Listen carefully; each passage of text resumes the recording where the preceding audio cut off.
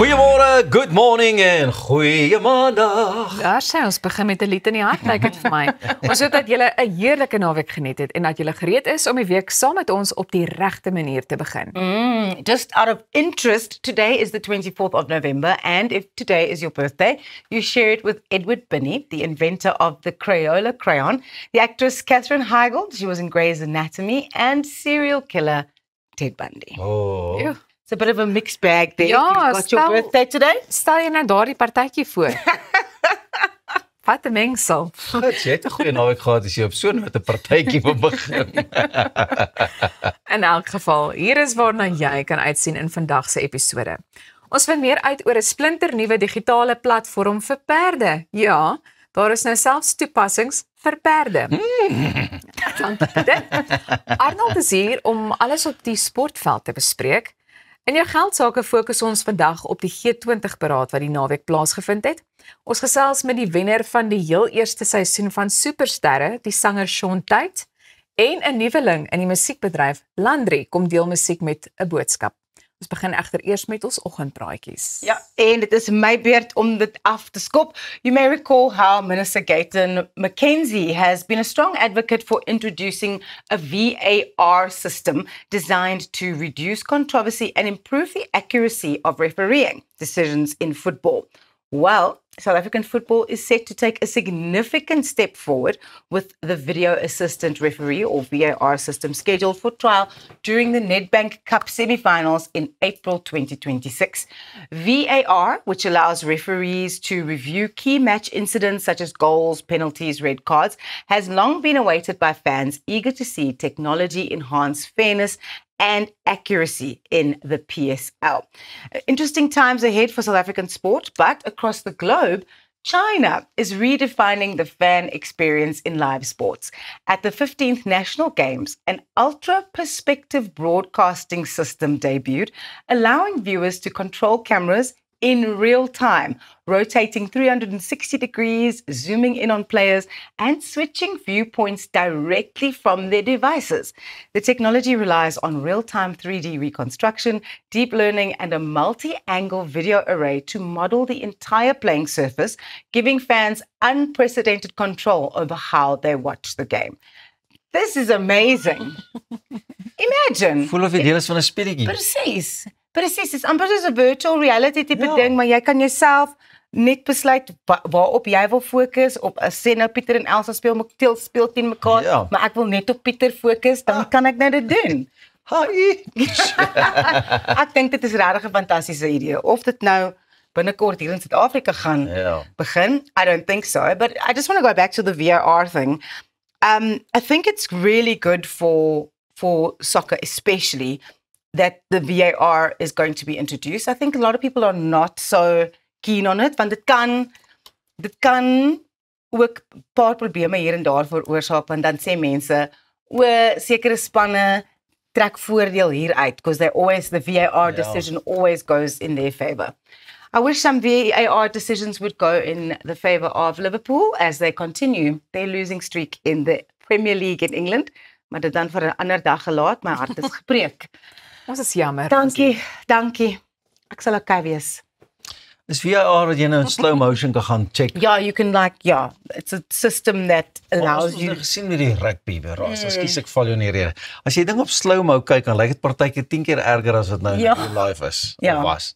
En dis hoekom ek nogal daarvan hou dat hulle eerder 'n review panel het wat 10 of 20 minute vat om dit mooi te gaan beloer. Ja.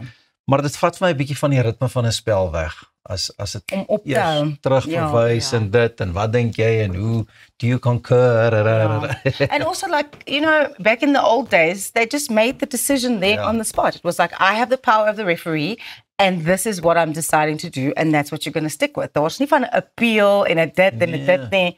Interesting times for sport. Baie lekker. Ek sal nogal daarvan hou om te gesels met 'n skeieregter. Ja. Want ek dink dit is een van die werke wat jy deesdae eintlik nie wil hê nie. Yes. Want almal kan cruel wees met jou. A thankless job, indeed. Luister maar, as jy nou die kans sou gehad het om met iemand te kan gesels wat nou nie meer hier is nie, sal jy dit doen? Sal jy dit oorweeg as jy nou 'n gesprek kon voer met Marilyn Monroe of George Washington? Maybe a historical figure, but not someone that was in my life. I don't think I would do that, no. Ek gaan sê Tannie Janita Klaasen. Jy sou met Ek sou haar graag gesprek. Dit is die een persoon met wie ek graag 'n onderhoud sou wou voer. Ja. Regtig, ja. Ek dink almal van ons het maar deep down seker maar iemand met wie jy partykeer ook voel jy sou wou gesels, maar dit kan dalk vreemde raak hoe meer persoonlik dit is. Yes. Dalk publieke figure. Maar hoor gou hier, ons is weer by die KI en 'n nuwe KI app genaamd Tuwai. Laat mense of Tuwai of Kubai, Tuwai, Tuwai, wat sal dit wees? Ek dink Tuwai. Let's go to why. Tuwai, because dit gaan seker weer van China of iemand afkom, jy weet. Tuwai, ja. Maar dit laat mense gebruikers toe om die digitale avatars van hulle oorlede geliefdes te praat. Kan jy dit glo? Die toepassing gebruik net 'n kort video en stemmonster om 'n hallo avatar te maak wat met gebruikers kan praat en reageer. Dit werk met meer as 40 tale en kan gebruik word vir familie, bekendes, historiese figure of selfs ook as toergidse. Die stigters van die toepassing sê die doel is om mense beheer oor hul digitale beeld te gee en misbruik van deepfakes soos ons dit mos maar ken te voorkom. Maar kritici noem dit distopies en vergelyk dit met die Black Mirror episode Be Right Back. Kyk gou hier. Isak, hallo. Jy sien, kyk net hoe mooi lyk hy. Maar in elk geval, ek meen dit is mos nou distopies is mos nou daai ding as hulle sê nee, jy het 'n probleem omdat jy wil teruggaan en jy wil met mense praat en of jy het 'n skuldgevoel oor iemand wat al klaar oorlede is en jy wil met hulle praat en. Maar ek weet nie, so dit klink vir my daar is nou soos 'n hologram, 'n holo avatar van die persoon en dan het jy nou 'n gesprek met hierdie KI. Dit voel vir my effe vreemd.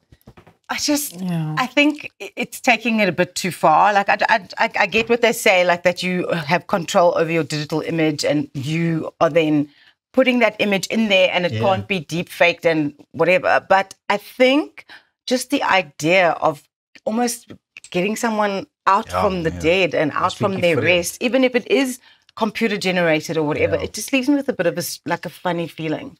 It's not something that an app that I would use. And people have been very vocal about this actually over the past week since it came out. Ja, wel ek dink weer eens kunsmatige intelligensie. Ek dink 'n mens voel oor die algemeen net 'n bietjie onseker, jy weet.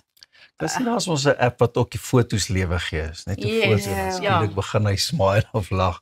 Ek weet daarom nie. Look, I'm Kuna, ek's jou vader. Want hy het dit nie.